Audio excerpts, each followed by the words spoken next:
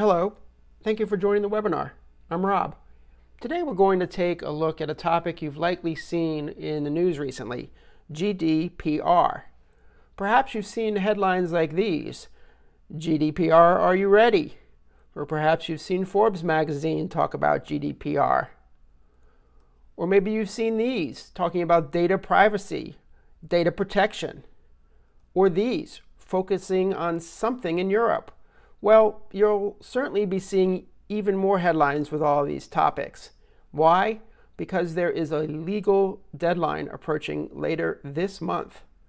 So what exactly is GDPR? Well, as you've likely surmised, it's a new law that will affect websites and their visitors, and not just those in Europe. And I'll tell you about it in greater detail in just a moment. First, let's look at our roadmap for today. So for the next 20 minutes or so, I'll walk you through what GDPR is, where it's located and where it's affecting, the core principles, the requirements for compliance. I'll give you a real-world example and then show you what compliance and preservation looks within that world. And then we'll have we'll finish up with some resources. Okay, one last note before we jump in. This webinar presents an overview of a complex law and its legal requirements. So obviously, our intent is to explain the basics. In the time we have, we can't illuminate every detail, scenario, or possible loophole. Okay? That said, let's get started. So what is GDPR? Well, if you work for a corporation or have a business website or even just an email mailing list that you use to communicate with your clients, GDPR is likely to affect or apply directly to you. GDPR stands for the General Data Protection Regulation. It's a new law created by the European Union that goes into effect in a few weeks on May 25th. More specifically, at its heart, GDPR is an internet privacy law. Now, even though it's an EU law, all corporations, small businesses, and entrepreneurs that use the internet to interact with consumers, and really, are there any that do not? All of them need to be aware and familiar with GDPR because, in many cases, it will mean major changes for any entity that has consumers located in the EU. And that is regardless whether the business is inside the EU or located anywhere else in the world. So now, if you're a small business owner or even someone who just sells items or services via Facebook and are just learning about GDPR, I imagine your head may be spinning about this location stuff. So let's go into this a little bit deeper.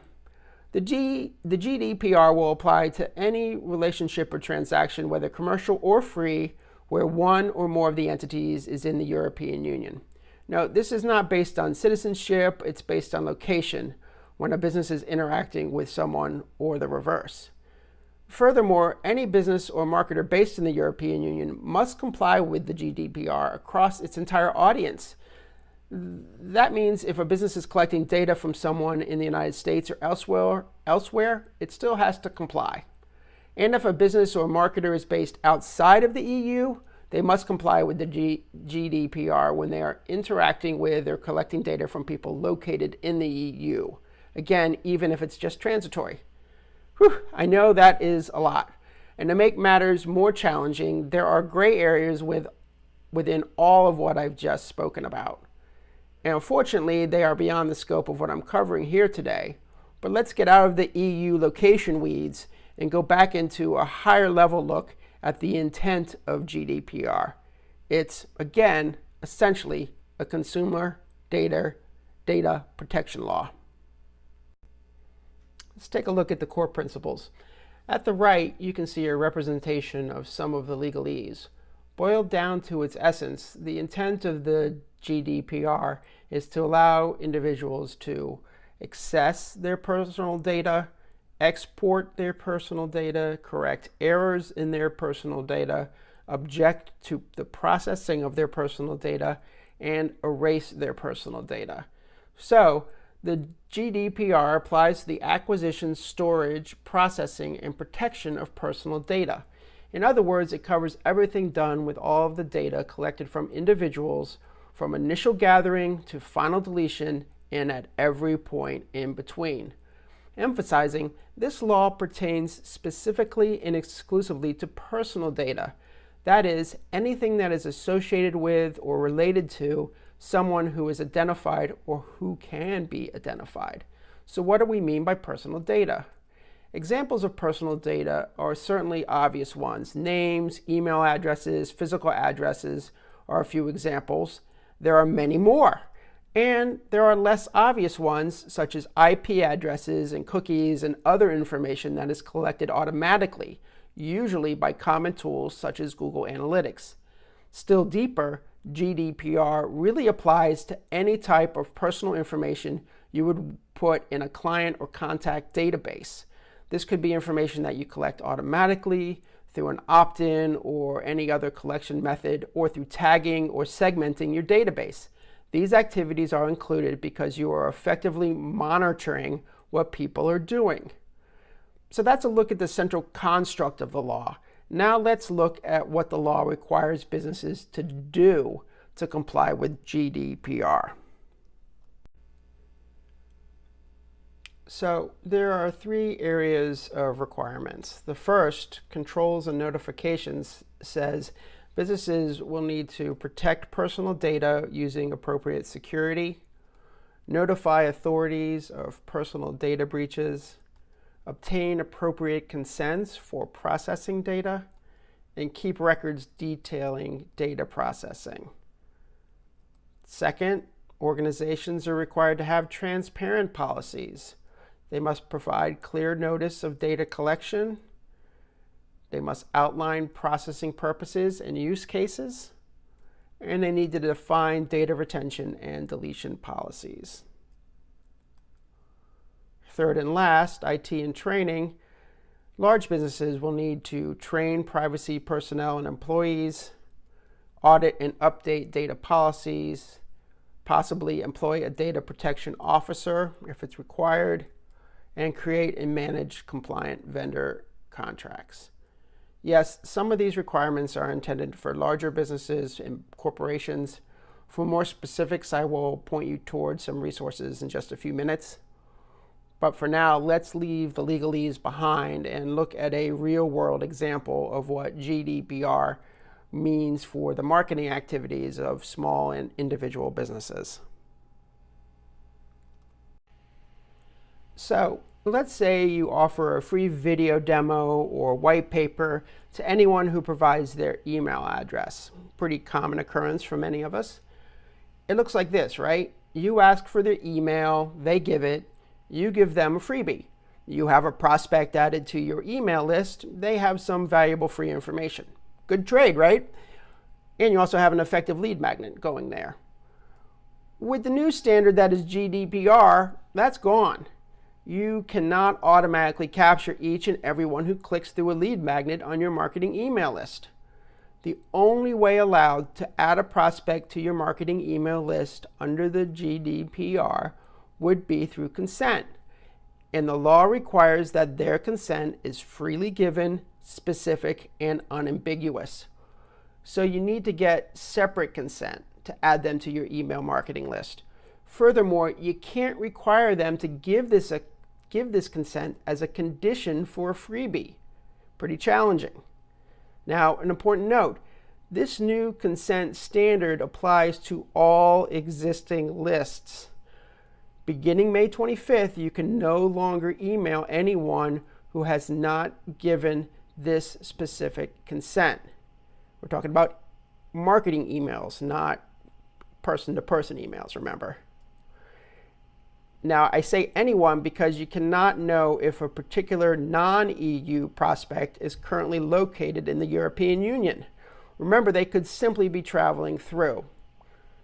But wait, there's more. The GDPR also prohibits asking singly for consent to add them to the email list. You're going to need a standalone consent. Also, you cannot do an implied consent. For example, adding a checkbox and requiring its selection to allow the delivery of the freebie.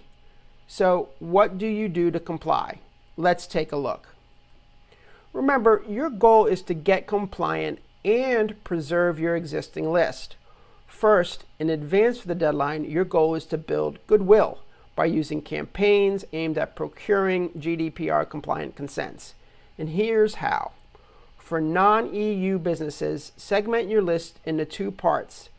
One by non-European Union subscribers, and then one by subscribers from the EU plus any unknowns. You need to consider the unknowns as if they are in the EU. Note that many email service providers can do this for you or will soon be able to. Now, once your lists are segmented, continue communicating with the first non-EU list, as you have been doing. For the EU/unknowns, you're going to need to re-engage with them repeatedly before May 25th. For example, first promote and deliver extra value. Talk about new available content on your site, or maybe even send it directly, and then send an email specifically addressing GDPR and requesting their specific consent. Now, remember, you need to make sure you have systems in place to migrate those who consent to an EU consent confirmed segment or list. So there's some work involved here. Now, last and most important, because we're talking about consent, on May 24th, you need to delete anyone who has yet to consent. And remember, storing and even deleting their info is technically processing. So actions such as these must be done before May 25th.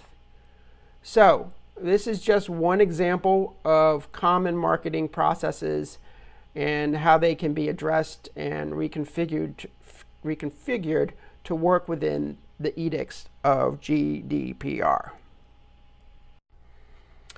So perhaps you're feeling a little panicked. Well, there's an abundance of resources available to you. I'm going to cover a couple specific ones that'll help you in your search for answers that are specific to your small business, your medium-sized business, your corporation, and even perhaps your vendors. So first and obviously, we're going to start with the EU's dedicated GDPR site. Here you will find the law in detail, as well as an FAQ and more resources. If you just go to ec.europa.eu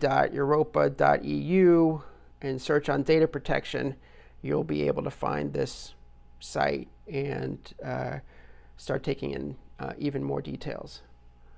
The second one, believe it or not, is Wikipedia. Not only does its entry do a fine job of covering the law in common language, the references list at the bottom of the page is a real treasure trove of more than 50 articles written about GDPR. Third, look to the services vendors you use.